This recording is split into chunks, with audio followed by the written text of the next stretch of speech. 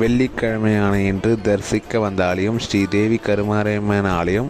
இந்த ஆலயம் 50 ஆண்டு பழமையான ஆலயமாகும்.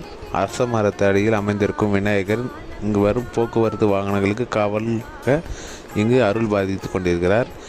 அம்மனின் அருள் பெற வெள்ளிக்கிழமை மற்றும் பௌர்ணமி தினங்களில் அம்மனின் வழிபாடுதலும் விசேஷமாகும். துர்கை அம்மனுக்கு விளக்கு பூஜை மற்றும் இந்த ஆலயத்தில் ரொம்ப பிரசித்தி பெற்றது. ஆடி மாதம் 3ஆம் வாரம் தீமிதி மற்றும் திருத்தேர் விழா இங்கு பிரமாண்டமாக நடைபெறும். ஆலயத்தில் விநாயகர், முருகர், ஐயப்பன் தனித்தனி சன்னதிகள் அமைக்கப்பட்டிருக்கிறது. முன்புறத்தில் பெருமாள் ஆலயம் அமைக்கப்பட்டு கொண்டிருக்கிறது. விநாயகருக்கு சங்கட சதுர்த்தி அன்னைக்கு சிறப்பான பூஜைகளும் அலங்காரங்களும் கிழமைதோறும் ஆலயத்தில் அன்னதானம் நடைபெறும். இதுபோல் ஆலயங்களை பார்க்க நம்ம சேனலை ஃபாலோ பண்ணுங்கள், லைக் பண்ணுங்கள்.